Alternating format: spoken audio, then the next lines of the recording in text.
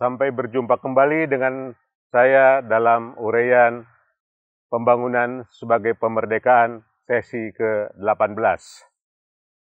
Pada sesi ke-17, saya menyampaikan pembelajaran dari Presiden Soekarno. Pada sesi ke-18 ini, saya akan mencoba mengambil intisari pembelajaran selama pembangunan jangka panjang pertama atau biasa yang kita sebut PJP 1, yaitu mulai dari Repelita 1 tahun 69 sampai Repelita 5 tahun 94-95.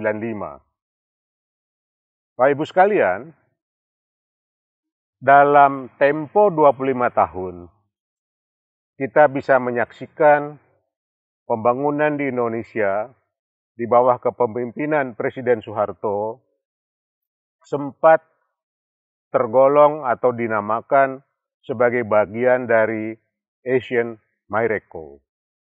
Pertumbuhan ekonomi pada saat itu relatif sangat tinggi, di atas 5% per tahun. Jadi, kalau kita ambil tonggak sejarah perkembangan pertumbuhan ekonomi, mulai tahun 6970 sampai 9495, relatif sangat memberikan harapan masa depan yang lebih baik. Oleh karena itu, penuh harapan untuk masuknya ke fase tinggal landas pada awal abad ke-21. Swasembada pangan dicapai tahun 1984. Artinya, kerja keras bangsa Indonesia selama kurang lebih 15 tahun telah menghasilkan kepercayaan diri yang demikian tinggi karena tidak banyak di dunia negara yang bisa mencapai status swasembada pangan. Oleh karena itu, harapan-harapan berkembang. Namun demikian, sejarah mencatat bahwa di akhir PJP 1, yaitu menjelang atau di tahun awal-awal PJP 2, yaitu 96, mulai tampak gejala-gejala akan terjadinya suatu masalah. Dan masalah itu dapat dicatat sejarah lahir tahun 97, yaitu terjadinya krisis ekonomi Asia, dan tahun 98 terjadinya Pak Harto mengundurkan diri karena berhubungan dengan gejolak sosial, politik, ekonomi yang multi-sektor sifatnya, multidimensi sifatnya, sehingga kita dapat mengatakan bahwa di penghujung PJP 1, strategi yang telah dikembangkan ternyata tidak dapat mengantisipasi, tidak dapat mengatasi gejolak global yang datang dari krisis ekonomi global. Bapak Ibu sekalian, itulah catatan yang sangat penting harus kita jadikan sebagai sumber introspeksi dalam melihat ke depan. Mengapa demikian?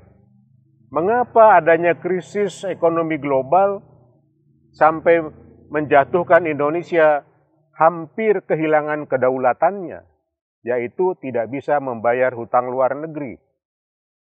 Di situ tergambar bahwa pinjaman kita cukup besar, tetapi nilai ekspor kita selama 25 tahun bergerak masih tetap pada ekspor bahan mentah atau bahan baku, kemudian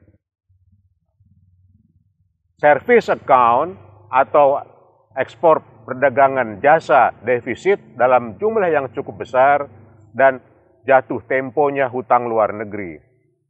Perlu dicatat di sini bahwa yang tidak bisa membayar hutang luar negeri pada saat itu adalah perusahaan besar swasta.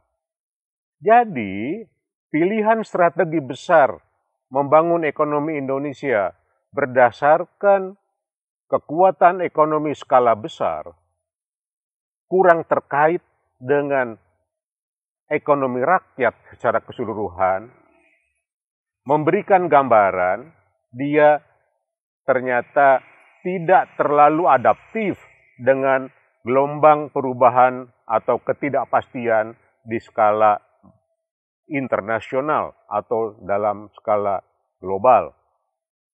Oleh karena itulah, kesimpulan yang bisa kita ambil dari PJP 1 adalah kita perlu menjadikan ini sebagai bahan pembelajaran untuk membangun strategi jangka panjang ke depan, karena strategi jangka panjang pada PJP pertama tidak adaptif terhadap gelombang perubahan di dunia global.